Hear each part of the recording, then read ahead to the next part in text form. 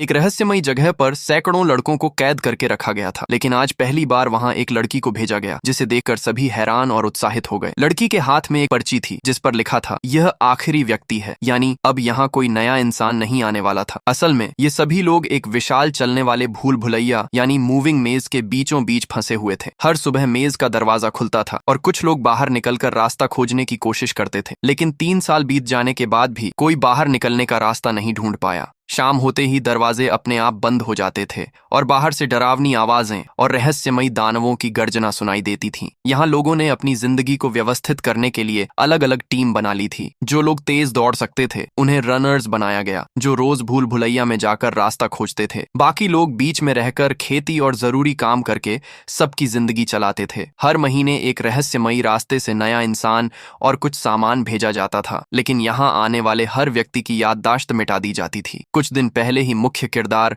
Xiao Shuai को नींद में यहाँ भेजा गया था। जब वह जागा तो आसपास खड़े लोगों की अजीब मुस्कान देखकर डर गया और भागने लगा, लेकिन जल्द ही गिर गया। और जब उसने सिर उठाया तो चारों तरफ ऊंची ऊंची दीवारें देखकर हैरान रह गया। उसे भी अपनी पुरानी जिंदगी की कोई याद नहीं थी। यहाँ के नेता ओल्ड ब्लैक ने उसे पूरी स्थिति समझाई। वह सबसे पहले यहाँ आया था और 3 साल से इस जगह में रह रहा था। शियाओ शुआई ने देखा कि एक दीवार में एक प्रवेश द्वार है, लेकिन ओल्ड ब्लैक ने उसे चेतावनी दी कि वह कभी अंदर जाने की कोशिश न करे, लेकिन उसकी जिज्ञासा बढ़ गई। जब उसने उस रास्ते में जाने की कोशिश की तो एक ताकतवर लड़के ने उसे रोक दिया। सभी लोग उसे अंदर जाने से मना कर रहे थे, लेकिन उसे समझ नहीं आ रहा था कि आखिर खतरा क्या है। तभी अचानक तेज हवा चली और दीवारें धीरे धीरे हिलने लगीं। विशाल गियर घूमने लगे और भारी दरवाजे बंद होने लगे। अगर कोई अंदर होता तो शायद जिंदा बचना मुश्किल था। आसपास के लोग इस दृश्य के आदी थे, लेकिन शियाओ शुआई डर से स्तब्ध रह गया। रात होते ही भूल भुलैया से अजीब आवाजें आने लगीं। उपनेता ने उसे बताया कि मेज की दीवारें हर रात बदल जाती हैं। इसी वजह से 3 साल से कोई भी बाहर निकलने का रास्ता नहीं खोज पाया। भूल भुलैया से बाहर निकलने का रास्ता अब तक किसी को नहीं मिला था, क्योंकि हर रात इसकी दीवारें बदल जाती थीं। देर रात होते ही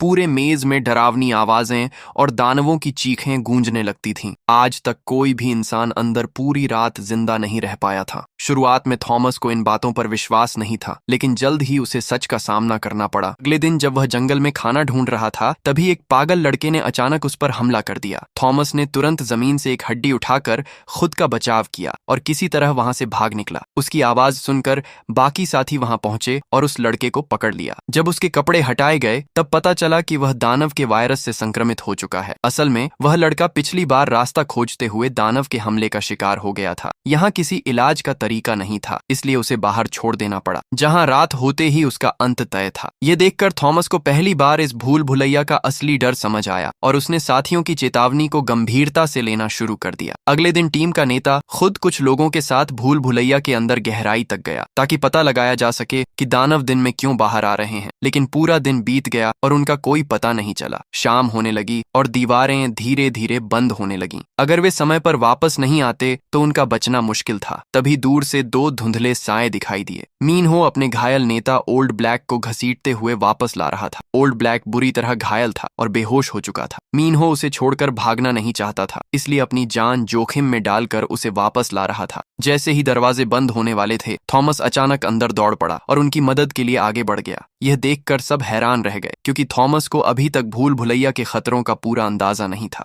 तभी दूर से दानव की डरावनी आवाज सुनाई दी। मीनहो ने तुरंत छिपने का फैसला किया, जबकि थॉमस ने घायल नेता को सुरक्षित जगह पर छुपाने की कोशिश की। उसने दीवारों पर उगी बेलें देखीं और उनकी मदद से नेता को ऊपर लटका दिया ताकि दानव उसे न देख सके। लेकिन तभी गलियारे के अंत से एक खतरनाक दानव बाहर निकल आया। मीनहो डरकर भाग गया और थॉमस बेलों के बीच छिप गया। कुछ समय बाद दानव वहां से चला गया, लेकिन फिर अचानक वापस आ गया। डर के मारे थॉमस भागने लगा, पर भूल भुलैया से अनजान होने की वजह से रास्ता भटक गया। अचानक उसके कंधे पर कोई अजीब तरल गिरा और पीछे मुड़ते ही दानव ने ऊपर से हमला कर दिया। थॉमस पूरी ताकत से भागा, लेकिन आखिरकार ऊंचाई पर फंस गया। बचने का कोई रास्ता न देखकर उसने छलांग लगा दी और बेलों को पकड़ लिया। दानव उसके पीछे था, लेकिन बेलों में फंसकर कुछ देर के लिए रुक गया। तभी मीनहो मदद के लिए वापस आया और दोनों ने किसी तरह वहां से निकलने की कोशिश शुरू कर दी। थॉमस अचानक रुक जाता है और देखता है कि भूल भुलैया की दीवारें धीरे धीरे बंद हो रही हैं। खतरा बढ़ता देख उसके दिमाग में एक योजना आती है। जैसे ही दानव करीब आता है,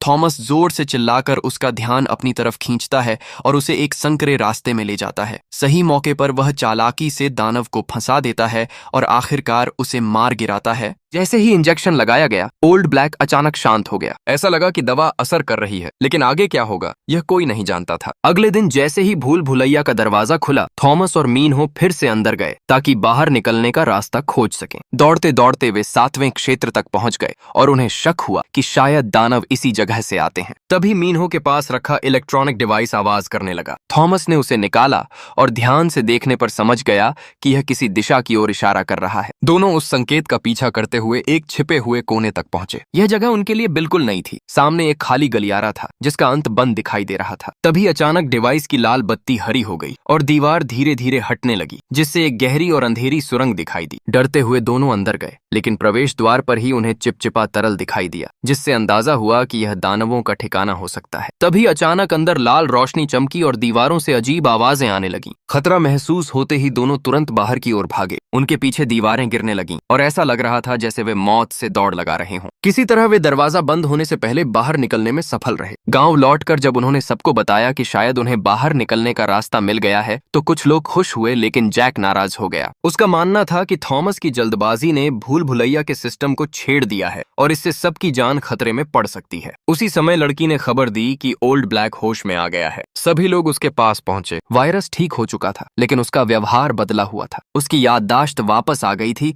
और वह इस जगह के रहस्यों को याद करके परेशान लग रहा था। उसने थॉमस से कुछ अजीब बातें भी कहीं, जिससे थॉमस उलझन में पड़ गया। तभी बाहर से शोर सुनाई दिया। सब बाहर आए तो देखा कि भूल भुलैया का दरवाजा रात में बंद होने की बजाय खुला हुआ था और 4 नई सुरंगें दिखाई दे रही थीं। इससे पहले कि कोई कुछ समझ पाता, चारों दिशाओं से बड़ी संख्या में दानव अंदर घुस आए। लोग डरकर भागने लगे और कई लोग मारे गए। थॉमस और उसके साथी जल्दी से एक झोपड़ी में छिप गए। उन्हें लगा कि अब वे सुरक्षित हैं, लेकिन कुछ ही देर बाद एक दानव ने अचानक ओल्ड ब्लैक को पकड़ लिया। थॉमस उसे बचाने के लिए दौड़ा, लेकिन दानव की ताकत के सामने वह पूरी तरह बेबस था। अगली सुबह जब भूल भुलैया का दरवाजा खुलता है, तो सभी लोग थॉमस और मीनहो को जिंदा लौटते देखकर हैरान रह जाते हैं, क्योंकि अब तक कोई भी इंसान भूल भुलैया के अंदर पूरी रात जिंदा नहीं रह पाया था। जब लोगों को पता चलता है कि थॉमस ने दानव को मार दिया है, तो कुछ लोग खुश होते हैं, लेकिन उपनेता चक नाराज हो जाता है। उसका मानना था कि 3 साल से वे इन दानवों के साथ किसी तरह संतुलन बनाकर जी रहे थे, लेकिन थॉमस ने नियम तोड़ दिए हैं और इसके परिणाम खतरनाक हो सकते हैं। लोगों के बीच बहस शुरू हो जाती है, लेकिन मीनहो थॉमस के साहस से प्रभावित होता है। उसे लगता है कि 3 साल में पहली बार किसी ने दानव को चुनौती देने की हिम्मत दिखाई है, इसलिए थॉमस जैसे बहादुर इंसान का रनर्स टीम में शामिल होना जरूरी है। इसी बीच अचानक बाहर मौजूद लोहे का पिंजरा हिलने लगता है। सभी लोग दौड़कर वहां पहुंचते हैं और देखते हैं कि अंदर एक लड़की भेजी गई है, जो तय समय से आधा महीना पहले आई है। इससे साफ था कि इसके पीछे कोई बड़ा रहस्य छुपा है।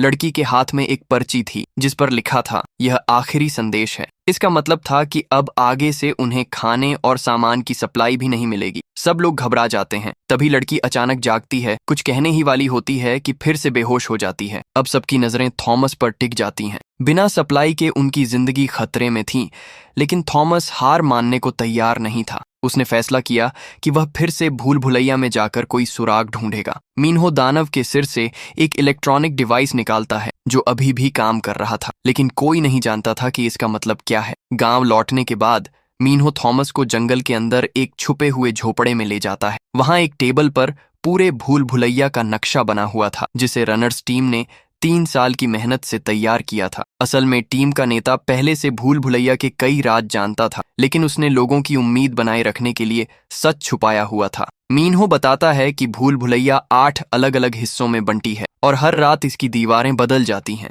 इसलिए कोई भी बाहर निकलने का रास्ता नहीं खोज पाया। तभी 2 सदस्य दौड़ते हुए आते हैं और लड़की की हालत के बारे में बताते हैं। थॉमस को पता चलता है कि लड़की के हाथ में कुछ और रहस्यमयी संकेत छुपे हुए हैं, जो शायद भूल भुलैया से बाहर निकलने की कुंजी हो सकते हैं। हालांकि किसी को उस दवा का असली इस्तेमाल नहीं पता था, लेकिन सबको यकीन था कि इसका कोई महत्वपूर्ण काम जरूर होगा। अचानक थॉमस को लगा कि शायद यह वायरस का इलाज हो सकता है। वह तुरंत उपनेता के पास गया और अपनी सोच बताई। घायल और दर्द से तड़प रहे ओल्ड ब्लैक को देखकर सबने आखिरी उम्मीद के तौर पर दवा देने का फैसला किया। मरते समय ओल्ड ब्लैक थॉमस से कहता है कि वह सभी लोगों को भूल भुलैया से बाहर निकालने की जिम्मेदारी संभाले। इतना कहकर वह दानव के हाथों मारा जाता है। थॉमस उसे बचाने के लिए झोपड़ी से बाहर दौड़ता है, लेकिन तब तक दानव गायब हो चुका होता है। उसी समय जैक गुस्से में थॉमस के पास आता है और उसे मुक्का मार देता है। उसका मानना था कि यह सारी तबाही थॉमस की वजह से हुई है। चारों तरफ फैली लाशों को देखकर थॉमस अंदर से टूट जाता है और फैसला करता है कि उसे अपनी खोई हुई यादें वापस लानी होंगी। वह दानव के छोड़े हुए इंजेक्शन को उठाता है और बिना झिझक खुद को लगा लेता है, क्योंकि उसे पता था कि ओल्ड ब्लैक की यादें भी इसी इंजेक्शन से वापस आई थीं। बेहोशी की हालत में उसके दिमाग में लैब और प्रयोगों के दृश्य बार बार आने लगते हैं। पूरी रात के बाद उसकी सारी यादें लौट आती हैं। उसे पता चलता है कि वह और लड़की इस पूरे प्रयोग के पीछे थे और बच्चों को भूल भुलैया में भेजना उनकी योजना का हिस्सा था। लेकिन सच अभी भी अधूरा था और कई राज बाकी थे। बाकी लोग उसे दोष नहीं देते, क्योंकि अब सबसे जरूरी काम था जिंदा बचे सभी लोगों का मिलकर भूल भुलैया से बाहर निकलना। लेकिन पिछली रात की तबाही के बाद जैक और उसके साथी थॉमस और लड़की को दानवों के हवाले करके शांति पाने का फैसला करते हैं। मौका देखकर थॉमस अचानक हमला करता है और 2 लोगों को गिरा देता है। मीनहो और बाकी साथी भी उसकी मदद करते हैं और मिलकर विरोधियों को हरा देते हैं। इसके बाद वे हथियार लेकर भूल भुलैया के बाहर निकलने की कोशिश शुरू करते हैं। थॉमस का मानना था कि यहाँ रुकना मतलब भूख या डर से मरना है, इसलिए जोखिम उठाना ही बेहतर है। कुछ लोग उसके साथ जाने का फैसला करते हैं, जबकि कई लोग वहीं रुक जाते हैं। थॉमस बिना समय गंवाए अपने साथियों को लेकर भूल भुलैया के अंदर आगे बढ़ता है।